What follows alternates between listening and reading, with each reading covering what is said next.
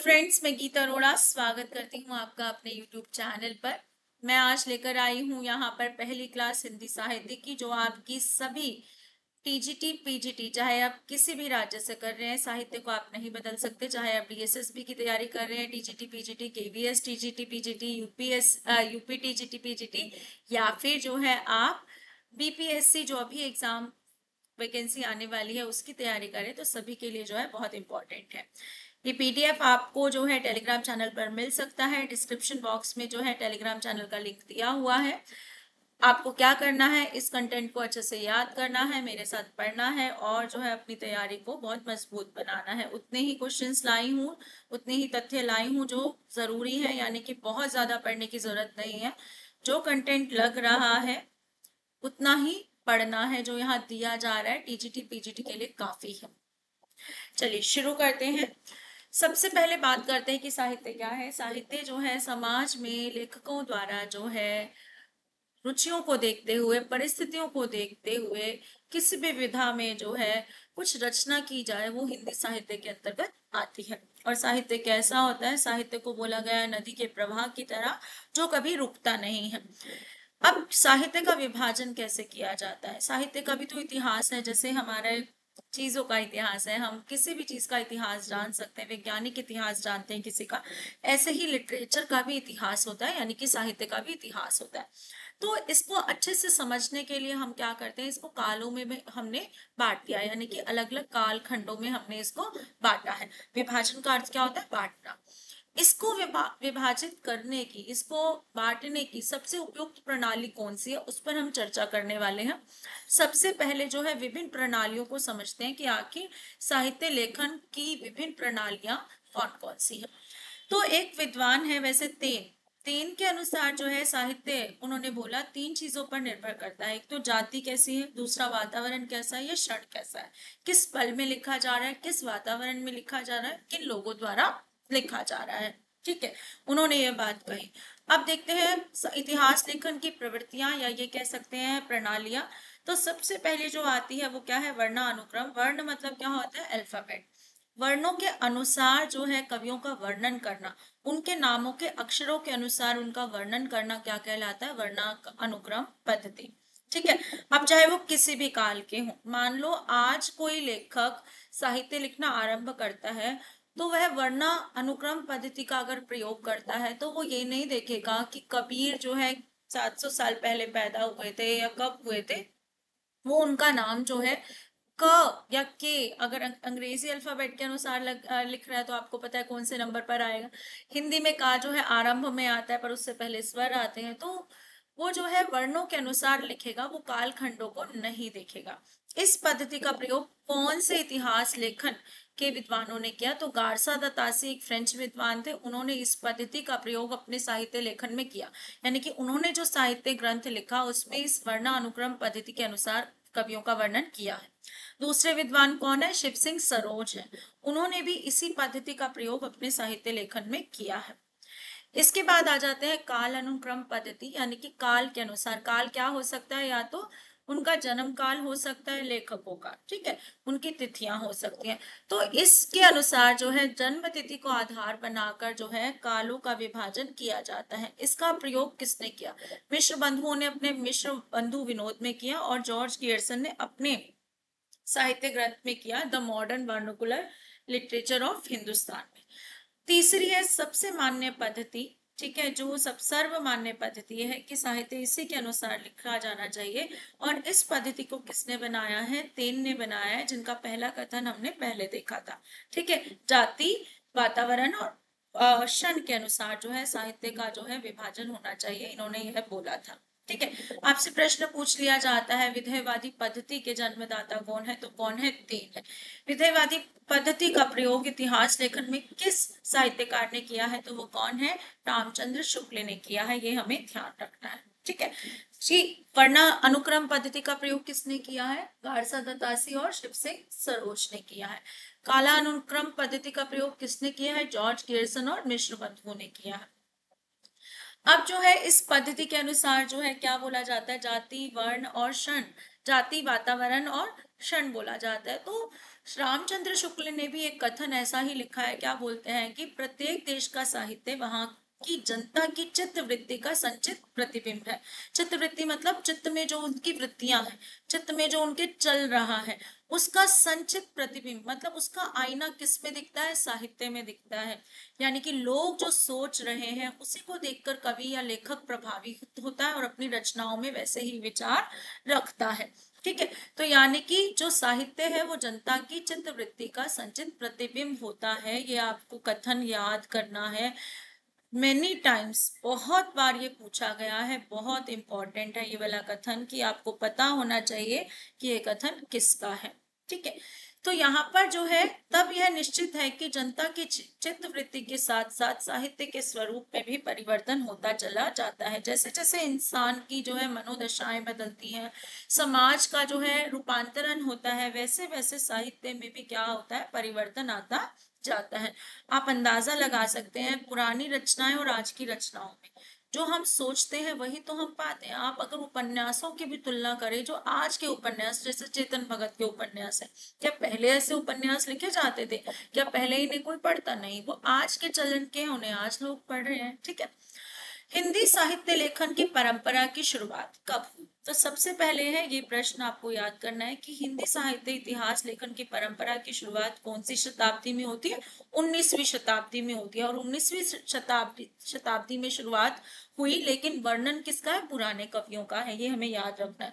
शुरू से अंत तक जो है सभी कवियों का जो है जो वर्णन साहित्य में किया गया है, चाहे वो कोई भी शताब्दी का हो, जो भी तथ्य मिले, चाहे सच्चे या झूठे, प्रामाणिक या अप्रामाणिक, उनका वर्णन जो है कहीं ना कहीं किसी ना किसी साहित्यकार ने अपनी रचना में किया है। ठीक है, चाहे उनका एक अंश मात्र भी जो है उनकी सूचना मिली हो। अब जो है साहित्य इतिहास लेखन की परंपरा हुई 19वीं शताब्दी में। आधार ग्रंथ कौन से माने गए? देखो ये ग्रंथ भी लिखे गए थे भक्ति काल में वैसे, ठीक है, थे ये भी इतिहास की, इनमें भी जो है कवियों का वर्णन था, लेकिन फिर भी जो है इनको प्रमाणिक नहीं माना जाता, इनको साहित्य में नहीं लिया जाता। ठीक है, लेकिन इनका प्रयोग साहित्य लेखन में किया जरूर है विद्वानों ने। कौन सा है? 84 वैश्वानर की वार्ता, जो किसने लिखी है? गोकुलनाथ ने, भक्ति काल की रचना है। 252 वैश्वानर की वार्ता, ये भी जो है गोकुलनाथ ने लिखी है। उसके बाद है भक्तमाल, किसने लिखी है? नाभादास ने की है। इन तीनों में जो है विभिन्न जो है इन तीनों ने जो है दोनों ने, जो नाभादास और गोकुलनाथ ने जो है अपने समय के विभिन्न कवियों का वर्णन किया है। अगला है सबसे पहले शुरुआत, सबसे पहले किसने ग्रंथ लिखना आरंभ किया साहित्य का? तो सबसे पहले जो है गार्सा दातासी, फ्रेंच विद्वान थे, इन्होंने साहित्य इतिहास लेखन की परंपरा आरंभ की। यानी कि सबसे पहला प्रयास इन्होंने किया। अब ये जैसे भी थे, इनकी बात बता दो कि इन्होंने जो है अपने एक जो ग्रंथ में जो है 700 कुछ जो है कवियों, 783 कवियों का उल्लेख किया, जिसमें उर्दू के ज्यादा थे और हिंदी के केवल कितने थे? 72 थे। जिसको पढ़कर जो है हिंदी के जो प्रमुख विद्वान थे उन्हें बहुत बुरा लगा कि जो है उर्दू कवि ही रह गए हैं क्या।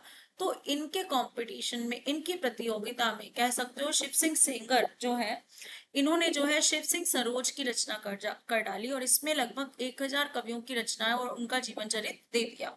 ठीक है, जिसमें कवियों का जन्म काल व रचना काल दोनों दिए गए हैं, और इसमें सारे लगभग जो है सारे हिंदी कवि दिए गए हैं। ठीक है, तो गारसा दतासी कौन है? क्या प्रश्न आता है? गारसा दतासी कौन है? एक फ्रेंच विद्वान है।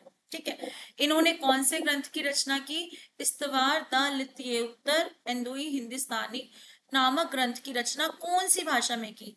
लिखा तो इन्होंने भारत के कवियों के बारे में, लेकिन कौन सी भाषा में लिखा? ये बहुत इंपॉर्टेंट है। फ्रेंच विद्वान है तो कौन सी भाषा में लिखा? फ्रेंच में लिखा। ठीक है, इसका प्रथम भाग प्रकाशित हुआ 1839 में और द्वितीय भाग 1847 में। तो 1800 मैंने क्या लिखा है कि 19वीं शताब्दी में जो है इतिहास लेखन की परंपरा आरंभ हुई। जो भूल जाते हैं कि ये 1800 और 1847 क्या मानी जाती है? 19वीं शताब्दी मानी जाती है। ठीक है, जैसे अभी जो चल रही है वो कौन सी चल रही है? 20वीं के 21वीं शताब्दी चल रही है। ठीक है, जो एक ये जो लिखा होता है इससे एक बढ़कर चलती है, ये याद रखना है। तो 19वीं शताब्दी में ही इतिहास लेखन की परंपरा शुरू हुई थी। ठीक है, क्योंकि 1800 से ऊपर जितने भी का समय जो वर्ष आएंगे वो कौन सी शताब्दी में गिने जाएंगे? 19वीं शताब्दी में। अगला है हमारा वर्णानुक्रम पद्धति किसने इसका प्रयोग किया है? हमारे जो है, मैंने आपको पहले ही बताया, वर्णानुक्रम पद्धति के अनुसार जो है शिव सिंह सेंगर और गारसा दत्तासी ने जो है इसका प्रयोग किया है अपने, है ना।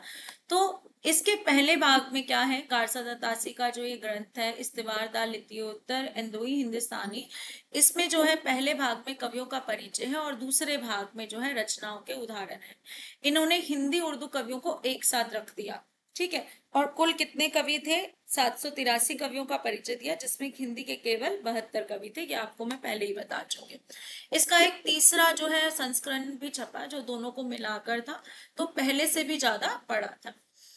अगला है शिव सिंह सरोज ने जो दूसरा ग्रंथ लिखा, इतिहास लेखन की दूसरी रचना, ये कौन सी है? गारसा दत्तासी की फ्रेंच भाषा में इस्तिवारदार लित्योत्तर इंदोई हिंदुस्तानी, ठीक है। दूसरी रचना क्या है? दूसरा प्रयास किसका है? शिव सिंह सेंगर का।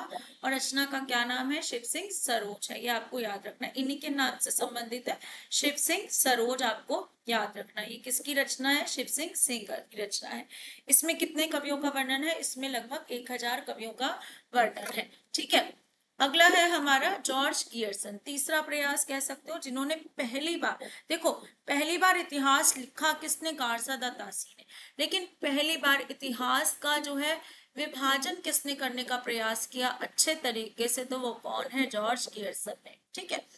तो जॉर्ज गियर्सन जो है, इनके जो इतिहास ग्रंथ का क्या नाम है? The modern vernacular literature of Hindustan. इसका प्रकाशन जो है कौन सी सोसाइटी से हुआ? एशियाटिक सोसाइटी ऑफ बंगाल से में हुआ है। ये सारे वही आपको पॉइंट्स हैं और इनफ है जो एग्जाम में पूछे जाते हैं, ठीक है। ये यहाँ पर उतने ही पॉइंट्स लेकर आई हूँ जो परीक्षा की दृष्टि से बहुत ज्यादा इंपॉर्टेंट है। इतना करना, ये नहीं कि बिल्कुल पढ़ना ही नहीं है, आप अपनी सेल्फ स्टडी भी करिए। आप यहाँ पर जो है ये भी देख सकते हैं कि कितनी चीजें इंपॉर्टेंट है, ज्यादा ये हमें देखना है। अच्छा, अभी तक जो है कई विद्वान जो है इसको इतिहास का जो है हिंदी साहित्य के इतिहास का पहला ग्रंथ या पहला इतिहास ग्रंथ मानते हैं, ठीक है। इसमें केवल हिंदी कवियों का उल्लेख है और कितने खंडों में है ये याद रखना है कि जॉर्ज गियर्सन ने कितने खंडों में जो है अपने इतिहास का जो है बंटवारा किया, वो है 11 खंडों में इन्होंने इतिहास का बंटवारा किया, ठीक है। सबसे पहले को क्या बोला? चारण। चारण कौन है? पुराने समय में जो कवि इत्यादि जो युद्ध इत्यादि भी लड़ा करते थे उन्हें चारण कहा जाता है, ठीक है।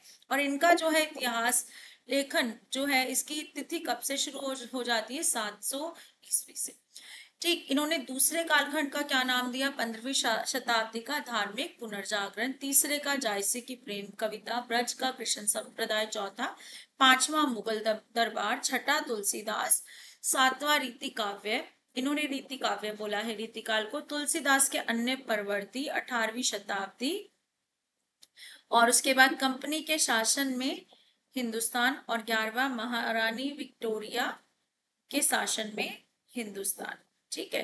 तो ये जो है हमें इनके 11 कालखंडों में टीजीटी वालों को जो है नामों को एक दो बार पढ़ना है कि अगर आपसे पूछ लिया जाए रीति काव्य किसने नाम दिया है तो आप क्या कहेंगे? जॉर्ज गियर्सन ने। कंपनी के शासन में हिंदुस्तान कालखंड का नाम किस जो है लेखक ने दिया है? तो सर जॉर्ज गियर्सन ने। इनके ग्रंथ का नाम क्या है? The modern vernacular literature of Hindustan, ठीक है। अब इनके बारे में एक बात ये भी याद रखनी है कि भक्ति काल को इन्होंने क्या संज्ञा दी है? इन्होंने भक्ति काल को क्या बोला है? हिंदी साहित्य का स्वर्ण युग बोला है, ये हमें याद रखना है। बाकी जो है जब भक्ति काल पढ़ाऊंगी दोबारा से याद भी कराऊंगी।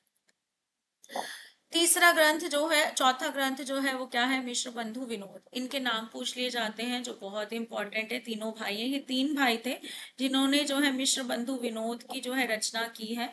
ये कौन से हैं? सुखदेव, श्याम और गणेश, यानी कि 2 एस है और एक जी है।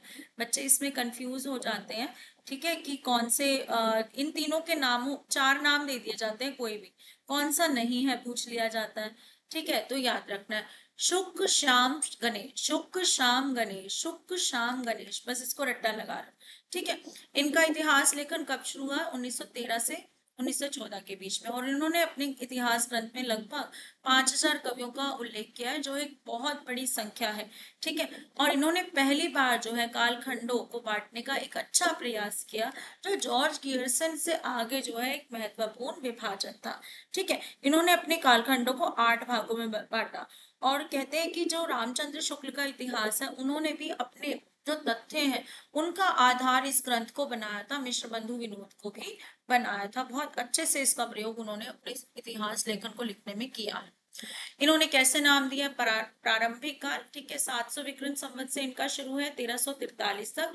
फिर प्रारंभिक काल को इन्होंने 2 भागों में बांटा है। जैसे प्रारंभिक काल बोला जाए तो आरंभिक काल और उत्तर आरंभिक काल। ठीक है। उसके बाद माध्यमिक काल में पूर्व माध्यमिक और प्रौढ़ माध्यमिक। अलंकृत काल इन्होंने किसको बोला है? रीतिकाल को बोला है। तो पूर्वालंकृत और उत्तरालंकृत। यहाँ तक तो इन्होंने 2-2 नाम दे दिए, 2-2 भागों में बांट दिया। उसके बाद इन्होंने क्या बोला? परिवर्तन काल। और फिर जो आधुनिक काल है उसको क्या बोला है इन्होंने? 1926 के बाद, विक्रम संवत 1926 के बाद इन्होंने क्या बोला है? वर्तमान काल बोला है। ठीक। अगला है आगे जो है हम रामचंद्र शुक्ल के इतिहास के बारे में विस्तृत जो है जानकारी हासिल करेंगे, इसलिए मैंने अभी वो यहाँ नहीं डाला है। आदिकाल की कुछ प्रवृत्तियां यहाँ पर कर रहे हैं। ठीक है। भरोसा रखकर जो है पढ़िएगा, आपको सारे पॉइंट्स यहाँ पर आपके सामने लेकर आने वाले होंगे। हैंड रिटन नोट्स ही है, खुद के बनाए हुए, जो काफी है। कहीं से बुक से जो है सीधा सीधा कॉपी किया हुआ कंटेंट नहीं है। तो आदिकाल की प्रवृत्तियां देख लेते हैं। आदिकाल में मुख्य रूप से जो है रासो साहित्य की रचना की गई है। ठीक है। रासो साहित्य कैसा है? एक ऐतिहासिक नाम है। ठीक। यानी कि जो है इतिहास से के जो है कुछ शब्दों से लेकर यहाँ इस कालखंड का नाम रखा गया है, लेकिन इसमें भी कई विद्वानों के अपने अलग अलग मत हैं, जो हम आगे चर्चा करेंगे।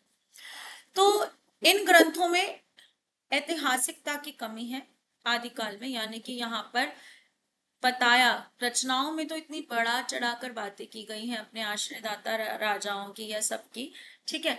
लेकिन जो है जब उनके वर्णन की बात, जब उनको जो है इतिहास के तथ्यों से मिलाया जाए, जैसे अब कबीर के कालखंड की बात करें तो सिकंदर लोदी का कालखंड था। ठीक है। तो यहाँ पर क्या है कि अब सिकंदर लोदी के साथ जो है रचनाएं मैच होती, जो कालखंडों के नाम है इत्यादि उस समय के मैच हो या ना हो, उसकी बात यहाँ पर की जा रही है ना। कि यहाँ पर रचनाओं में तो कवियों ने जो है बहुत सारी बातें लिख दी, अपने आश्रयदाताओं के नामों के बारे में, उनकी लड़ाइयों के बारे में, सब चीजों के बारे में लिख दिया। लेकिन जब उसको हम असली इतिहास यानी कि हिस्ट्री वाला जो इतिहास है, जो उससे जब उनको उसको मिलाया जाता है, तो ये पाया जाता है कि इसमें जो तथ्य दिए गए हैं वो सामान्य इतिहास से मेल नहीं खाते हैं। ठीक है। ये हमें ध्यान रखना है। लेकिन क्या खास बात थी कि इन कवियों ने युद्ध का, अपने आश्रयदाता राजाओं के युद्धों का जो है जो बहुत अच्छे से वर्णन किया है। ये कवि लेखन के साथ युद्ध कौशल में भी प्रवीण थे, यानी कि युद्ध करना भी जानते थे। इनमें राष्ट्रीयता की भावना का अभाव था। इनकी प्रामाणिकता संदेहपूर्ण है, यानी कि ये तो सत्य ही बात है कि ग्रंथों में जो लिखा गया है वो सत्य पूरा है या नहीं, इसके बारे में नहीं कह सकते। घटनाओं और नामों आदि की कल्पना है। इतिहास से उन घटनाओं को मिलाया जाए, जैसे आपने पृथ्वीराज चौहान का कोई युद्ध इतिहास में कुछ वर्णन है, लेकिन हमारे हिंदी साहित्य के जो पृथ्वीराज चौहान के बारे में जो वर्णन किया गया है वो हिस्ट्री वाले इतिहास से जो है मेल नहीं खाता। इसके बाद जो है इस काल की भाषा, यहाँ से प्रश्न आता है जो हमें याद करना है। ठीक है। यहाँ पर मुख्य रूप से 2 तरह की भाषाओं का प्रयोग किया। डिंगल पिंगल भाषा। क्या बोलते हैं? डिंगल पिंगल। डिंगल कैसी भाषा है ये भी याद करना है कि डिंगल का मतलब है ऐसी भाषा जिसमें जो है राजस्थानी मिली हुई हो। ठीक है। अपभ्रंश प्लस राजस्थानी, यहाँ पर डिंगल लिखा है, इसको प्लीज अपभ्रंश कर लें कि यहाँ पर क्या है? अपभ्रंश प्लस राजस्थानी भाषा जिसमें मिली। ठीक है। अब वो कैसी होगी? कठोर भाषा है। डिंगल भाषा कैसे? कठोर है। पिंगल भाषा कैसी है? अपभ्रंश प्लस जमा ब्रज। अपभ्रंश में किसका योग है? ब्रज का। कैसे याद करना है इसको? पिंगल, पिंगल में पी है और प्यारी में भी पी है, तो अपभ्रंश और ब्रज प्यारी यानी कि कोमल है। ठीक है।